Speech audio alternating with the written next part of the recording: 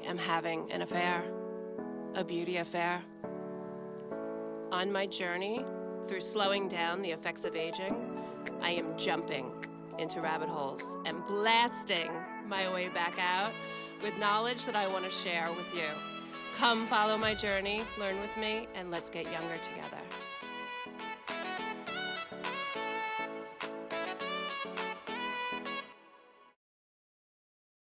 Hello, beauties. Welcome to Beauty Affair. I am Lindsay Aliseo, your bestest with the breastest. Today we are talking about tatas, if you haven't figured it out yet. And I have a brilliant guest with me today to talk about the tatas, to talk about our topic of the day. And when I say brilliant, we are talking Cornell, Columbia, and a little bit of Harvard. So, before we get into that, let's address the lash in the room. Today, I am wearing Stacy Lash. She is full and flirtatious, and her 3D volume will have you looking fabulous. So you want to go to AliseoLashes.com, and you can use code BEAUTY25, capital B, for 25% off. Okay, let's get into it. So today's guest wields a mean scalpel. He is the current professor of clinical surgery at New York Medical College. He is founder and chairman of the board for Mission Restore, a U.S.-based health nonprofit that provides reconstructive surgical training in developing countries. And we'll talk more about that in a second. You know what I want to do? I want to read a little something from the website that I found gorgeous and sexy. Okay, this is from Dr. Alizadeh's website. We are inspired by beauty in nature. The human form reveals the beauty of nature in motion. Our eyes are drawn to all things beautiful, including the face, breasts, and body. At Cosmoplastic Surgery on Long Island, board-certified plastic surgeon Dr. Alizadeh focuses on creating harmony, balance, and proportion to bring out the best in your natural features. Ladies and gentlemen, I would like to introduce my favorite surgeon, Dr. Kaveh Alizadeh. Thank you. Thank you so much. How are you today? Quite an introduction. You've done your research, I can see. Let me tell you, I dove in. I read it all. Good. I know it all. Impressed. So, I mean, that's what we got to do, right? We got to know, and not only that, I did all my research before I even came to you for surgery. Yeah, I hope so. I hope you did that. That's more important. I know. I hope everyone's doing that. So, and that is what we're going to do today. We're going to give everybody a little insight on why they need to go to Dr. Alizadeh. So let's jump into, like I just said, I came to you, right, for my upper blepharoplasty. Is it blether or blep? Blepharoplasty. It sounds so weird when I say that, and I'm always tongue-tied when I say that. But yes, the upper eyelid surgery. Yeah. And you haven't seen me in 8 weeks. I know, looking good. I'm loving it, and I'm getting compliments everywhere. But today's focus is not actually on the eyes. It's on the breasts. Mm-hmm. Before we get to the topic of today, I want to show the audience a little clip from our journey. Tyler, let's take a look at that clip. On my way to surgery. To give you that nice crisp crease again. Ooh, yeah. How's it going? Hi. I already have a little bit of something coming through my system. All right, team. So we're starting here with our lovely patient. Just out of surgery. I look a hell of a lot worse than I feel. I actually feel fine. I'm not really feeling any pain. I feel a little pulled by the stitches. I haven't taken any pain meds this morning. Day 6. I had a regular day today. Had a little bit of a setback by no fault of Dr. Alizadeh. It's all my fault. I fell down my stairs this weekend. I tripped and I went flying into the wall across the way. And I hit my brow.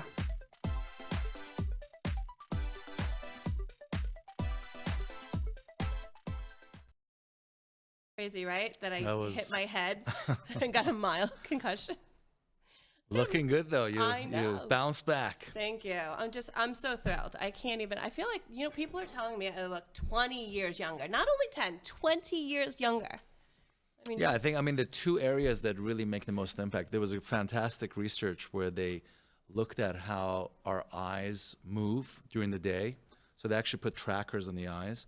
And the two areas when you're talking to someone is basically you're spending 80% of your time looking at eyes, mouth, eyes, mouth. Yeah. And if those two things are sort of where they need to be, you're 80% there. Wow. Right? So you're more than halfway there addressing the eyes. And Annika did my lips, so I got them both going on. Annika, yes, I love her.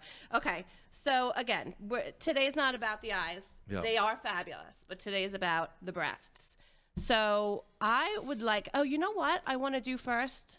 Let's talk about Beauty Fair. Before we get into everything, I don't want to interrupt that conversation. Dr. Alizadeh is my top sponsor for Beauty Affair, the event this May. I am so excited to have you. I want him to talk a little bit about Mission Restore, because what he's doing, he has donated big for the auction for the event, right? We're talking cool sculpting, facials, fillers, skin rejuvenation, a big basket of product, right? Your Alizadeh products. Yes.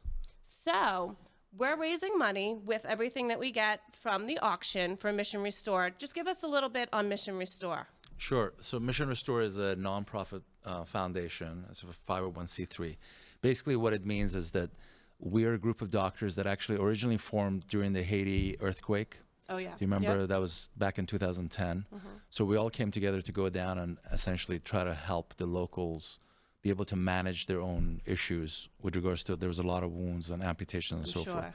Then after that, we directed our efforts towards Afghanistan because that was the ongoing war, Iraq.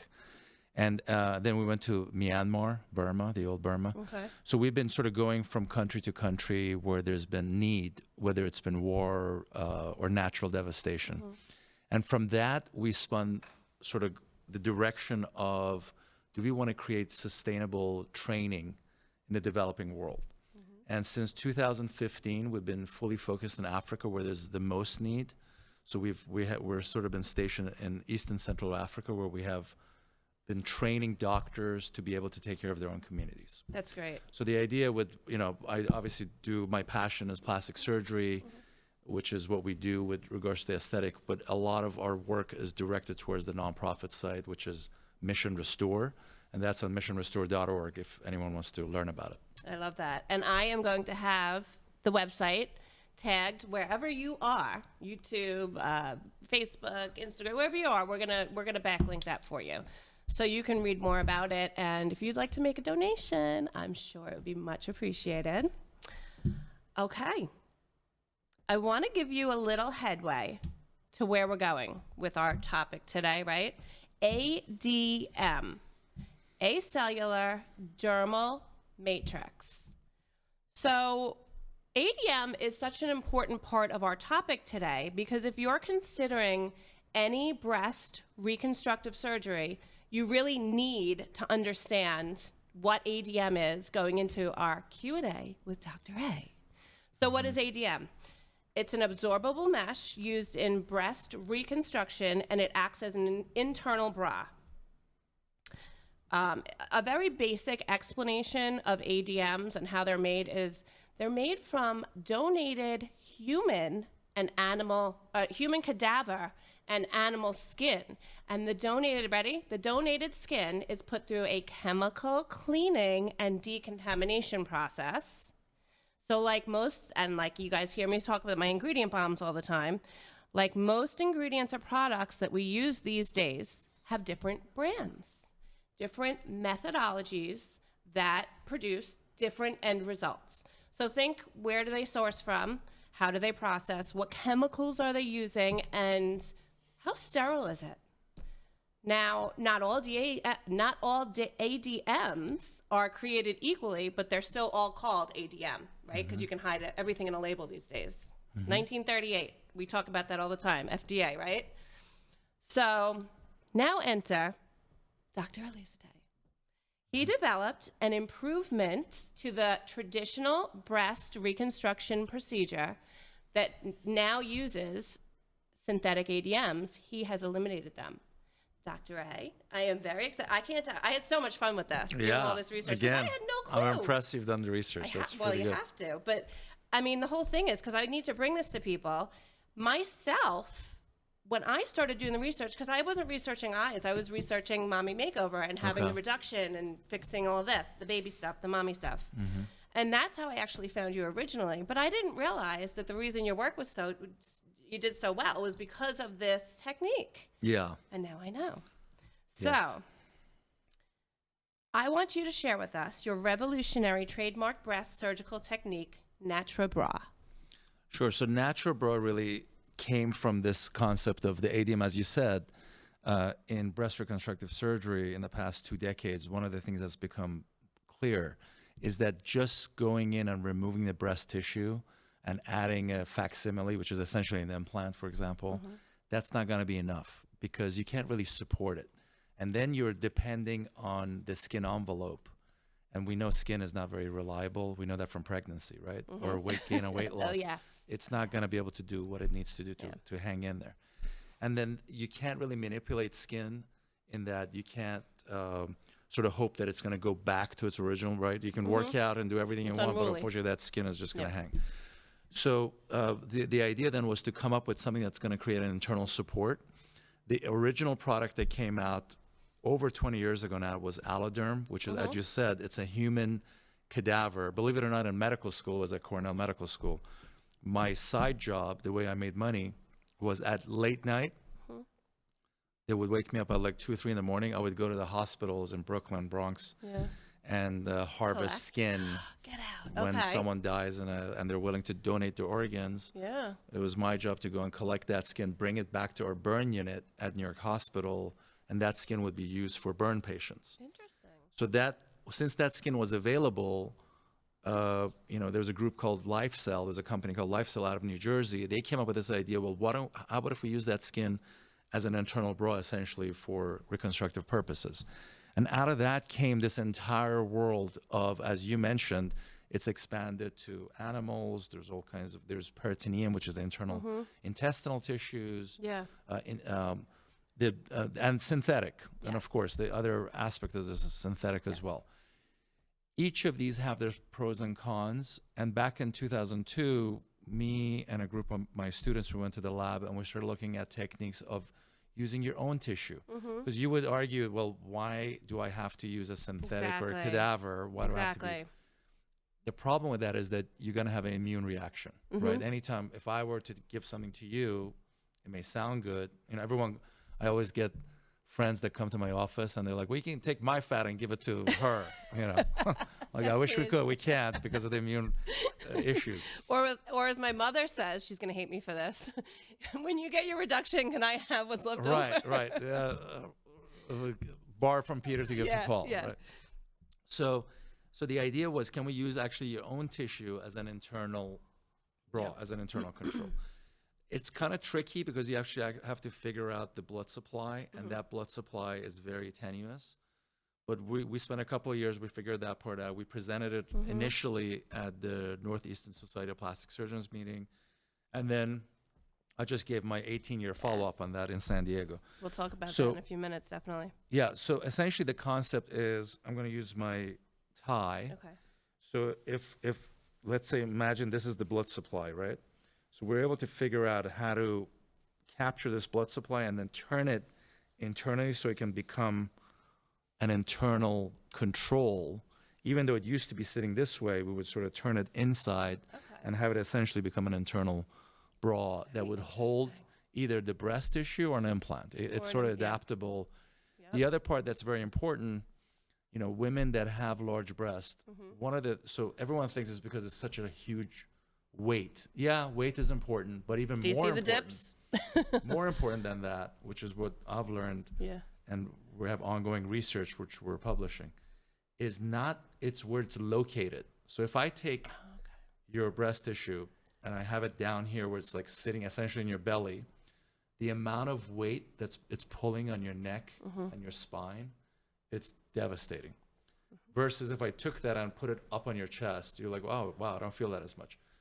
I never knew that. That's very interesting. So there was a really interesting. So here's another thing that could be relevant to your viewers is there was a fantastic research where they looked at people's head position and their phone. So think about like when you're looking at your phone, right? Everyone's got their phone. So you're doing this. This is okay. As you bring your head down to like 30 degrees, the amount of pressure, because your head actually has weight. So that, and your head only weighs 10 pounds, but it's the equivalent of 30 pounds. And if I'm looking down and I'm doing this, it's as if I have 60 pounds of pressure pulling down on my neck. So that's just a 10-pound. Now imagine you have a large breast. Yes. As it moves down, the amount of pressure, and you multiply that by number of years or decades, that's why people have these issues with neck pain, back pain. So the second concept about what we're doing is not only doing a lift, but using this as an internal control to hold the weight of the breast up so you don't have that weight issue and it's sitting higher up on your breast. So that combination has been sort of life-changing. Okay. Well, I'm glad you know what? I didn't know some of that stuff, and that's going to help me with a couple questions that I have. So let's just clarify before moving forward that an ADM is by definition synthetic, right? It's lifeless, it's dehydrated, and it's a chemically processed piece of tissue acting as the internal bra. Excuse me. Versus your NaturaBra, which uses a person's own tissue, which is full of life now, and it's acting as the internal bra. So it's internal bra, one's synthetic, one's not. Correct. Okay, so have internal bras always been used in breast reconstructive surgeries, or is it a newer? It's I think it probably the first cases emerged in late 90s. So it's sort of, and it really didn't take off, I would say, until 2000s. Okay. And it's really become the standard of care, I would say, in the past 10 years. And now I guess you couldn't say every, but pretty much, you're going to say pretty much every surgeon is doing an internal bra. They're doing it. You certainly have to do it for breast reconstruction if you're using an implant. Okay. So after a mastectomy, where you have breast cancer, the breast is removed. It doesn't it's the standard of care is that you need to use that with an implant. Okay. Remember, there's another option where they may use your belly fat or your back tissue. Those have their own sort of tissue, so you can use that. But when it comes to implants, yes, you have to use an IUD. Okay. So, well, we did talk about this. I did read, and I guess maybe this has something to do with it. I did read that you are or were involved with some of the clinical ADM trials. So you were actually really at the forefront of this, right? Yeah, I was involved in two different companies. One, a company called Allergan, where they did a trial with a material that unfortunately didn't stay. They actually took that material off. But you learn a lot as you go through that process because you learn about the tissue dynamics and how things work. And then there's another product called Mesoderm, which is a product that's still on the market and it's still available. Okay, and that's a pig-related pig product. skin. Yeah. Okay, well, treated. They're not just putting pig skin in your body. So when let's see, you did mention this. NaturaBra was born. What year did you start doing that? So our lab work was in 2002. We presented our first research in 2004, where we were able to work it out. 2004. That's that's great. That's a long time ago. Yeah. So in doing my research for today's episode, I came across, this is interesting. I love this part. I love to tie it all together. I came across an article on the FDA website, which states that synthetic ADMs are not FDA approved. Correct. To be more specific, they are warning against certain ADM brands. With your revolutionary upgrades, eliminating ADMs, eliminating that synthetic thing to put in your body, is it a concern for your patients? I think the reason I think we got to be sort of clear, right? The reason why FDA has that is because there hasn't been enough studies to show the relationship. So essentially it becomes what's called off-label. Okay. So I would say a lot of doctors are using it. It doesn't mean that it's dangerous. It just means that we don't have enough information. So and I think FDA did the right thing by saying, listen, let's just wait until we get enough information. But because they say that, it doesn't mean that it's bad. Okay. They just need to get the information. Having said that, the standard of care does remain using these ADMs. And of course, you want to go to centers or doctors who have a lot of experience. You don't want people that are just like anything else. The corollary to the NaturaBra, which is the vascularized version of this, what we do. Remember, when you do a mastectomy, if you do a complete mastectomy, you're removing everything. So unfortunately, my option is gone too, because it has its own blood supply. I just showed you. It's sort of, so everything's taken out. But if you do a lumpectomy, like I've used it in lumpectomies, where it's a partial mastectomy. Basically, let's say if you just remove the upper portion of the breast tissue, then I can use this technique to fill that in and help reconstruct things. Yep. So it all depends. Everything is relative to that. Everyone's journey is their own, and they got to find the right team to be able to get them to the right destination. Of course. Well, as far as I see it, I believe, after doing all of this research, and I want to share with everybody that's watching, I would rather have a natural part of my body acting as the internal bra than something that's been processed and synthesized and chemically treated and all that stuff. Yep. So to me, it's apples and oranges. And I'm very excited for what you're doing. So I think I proved a point as to why we want to use Dr. Alizadeh for our breast reconstruction surgery, ladies. And okay, so we got that point across. Let's move on to the actual procedure, more basic questions that I'm sure I have and I'm sure others do have. At what point in a woman's life do you suggest getting a lift and a reduction, and like after childbirth or at a certain age? Yeah, now that I've been in practice for over 20 years, you really get to see all kinds of, people of all walks of life come through. So I've seen, young girls who are teenagers who unfortunately from their puberty, they just didn't have the breast tissue. It's just hanging down, or they have a major asymmetry. If you have a major asymmetry, unfortunately for a young girl to be able to hang out with her friends, go to the beach, fit in the right outfit where sort of she feels comfortable, it's very important. I think so those scenarios, I think you should think about it earlier. But I would say your average person that doesn't have these issues with asymmetry or sort of a congenital related issue, it ends up being women who've had multiple pregnancies because your breast just keeps getting sort of stretched out and go back, stretched out and go back. And hang to your knees. Or women who've had weight gain and weight loss. So that's the second group. Wait, check. And then the third group is women who've had either implants, where the implant unfortunately was too large, so essentially caused a stretch anyways, or they've had a traditional breast lift where they didn't hold it and now it's fallen back down. So that tends to be the four major categories. Okay.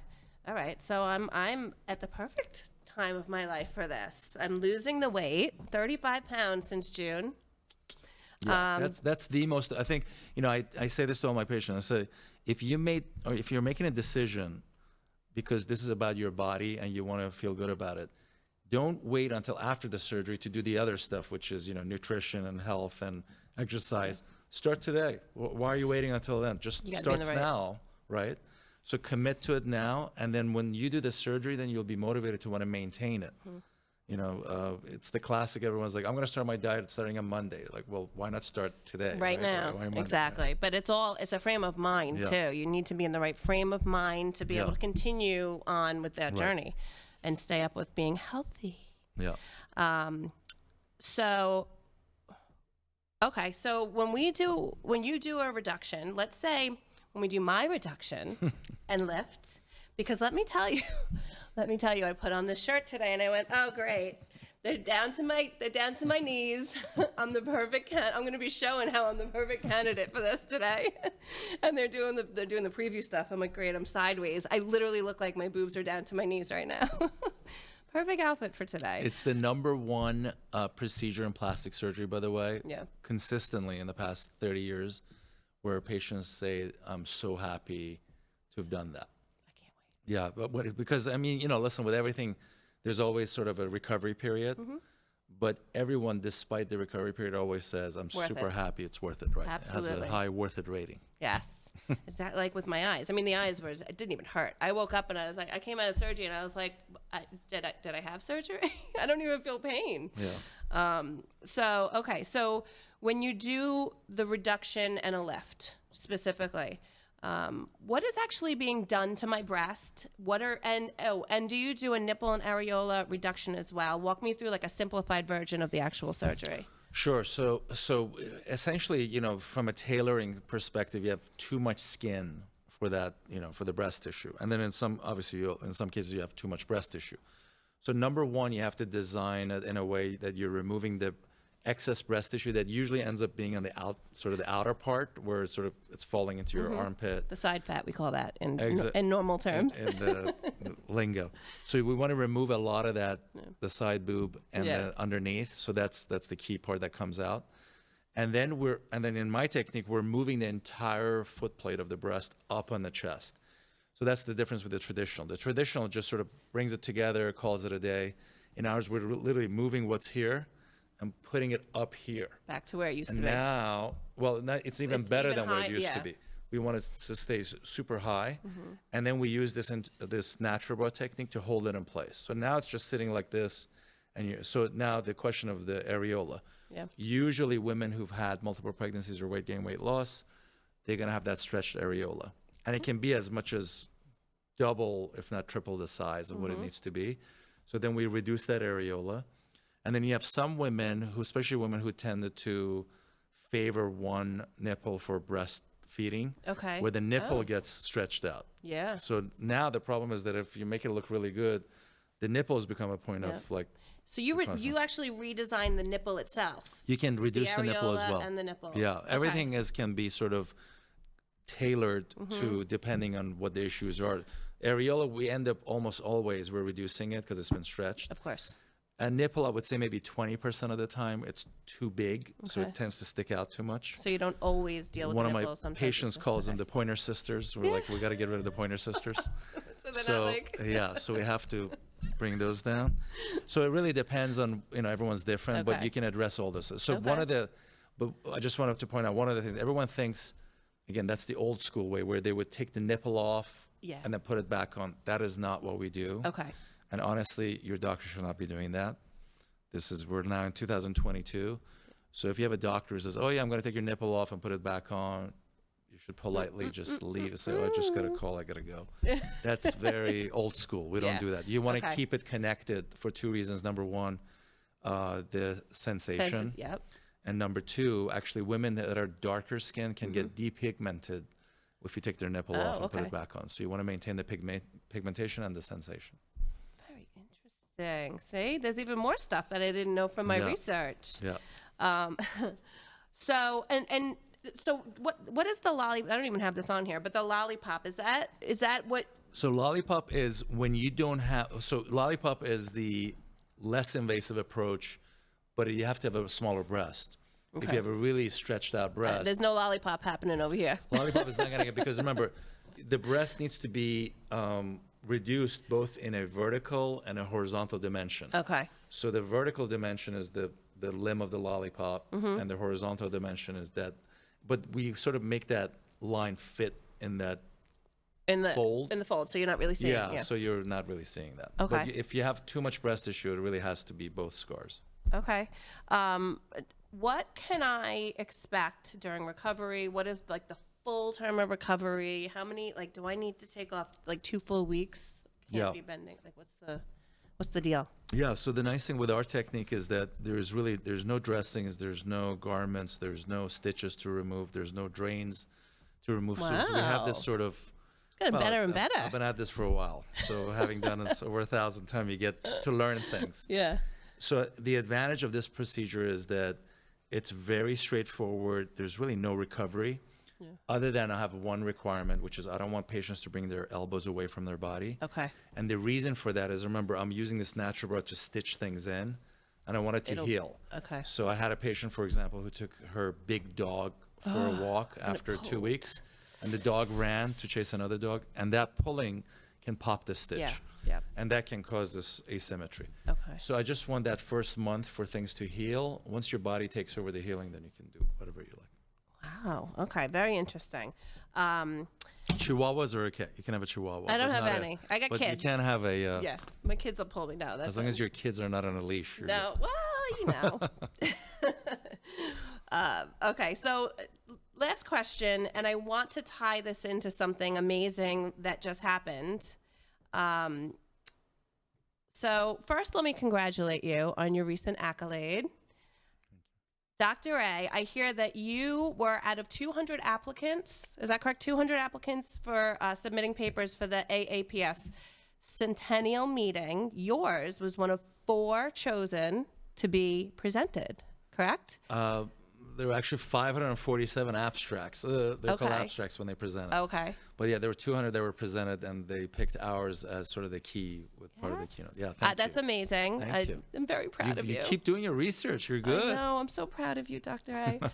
A. So this ties into my last question. How long does a breast lift, excuse me, how long does a breast lift last? Woo, there we go. And now, do they last longer with the use of the natural internal bra, the NaturaBra that you're doing? Well, I mean, I can only talk about sort of this procedure. We've been following it now for 18 years. So we have 18 years with, we have 455 patients who we follow for at least 1 year. So that's very different. So usually in the literature, there's like follow-ups, but it could be 3 months or 6 months. But you really want to know what happens at a year, because things tend to fall back down by 1 year. And that's a really important milestone. We've actually gone beyond that. We have a patient who's 18 years out. So we just really had a chance to videotape her at 18 years out. So we know that this procedure works and maintains itself after. We have patients who've had pregnancies, who've breastfed, and are still holding. Okay. So it's a very, it's information that's coming in, and obviously we're going to continue to present it and publish it over time. But certainly we do know that this lasts, a couple decades at least. Yay. I'm so excited. That's amazing. Well, I think that's it. I'm so excited that you came on. I learned even more than I did from my research from speaking to you. And I hope everybody got what they needed out of this. And I hope you understand a little bit more about breast reconstructive surgery and what Dr. A is doing and his revolutionary techniques and NaturaBra. And if you want to dive in a little bit and learn more about what Dr. Alizadeh and his new techniques are, and if you want to come do a consultation, right? I think that was my consultation. I don't need to come in for, but we do need to talk about the stomach though next. Yeah, we do have to do an exam. You can find links in this post below. Wherever you are, you'll find a link, or you can go to beautyaffairpod.com. Dr. Alizadeh, thank you so much for joining me today. I want to really, I want to give you a special applaud for the fact that I'm very impressed with how you did. Fantastic, because it's very important to give the right information. Yes. And you really did your research extremely well. So bravo. Well, thank you. That actually makes me very, I'm touched and I'm warm. Thank you. So go to beautyaffairpod.com, get all those links, get all the information you need. I will have backlinks. We will have Mission Restore on there. Beauty Affair, the event, May 22nd in Commack. Get your tickets. Sonja Morgan's going to be there. We are launching an aggressive social media marketing thing. What's the word? Advertisement is starting today, actually tomorrow. So once that happens, tickets are gone. There's not that many left anyway. And that's it. We've run out of time for this beauty affair. I love you. I appreciate you. And have a fabulous day. Always be fabulous. Follow, subscribe, like, laugh, love. Don't forget to share. This is Beauty Affair with Lindsay Aliseo.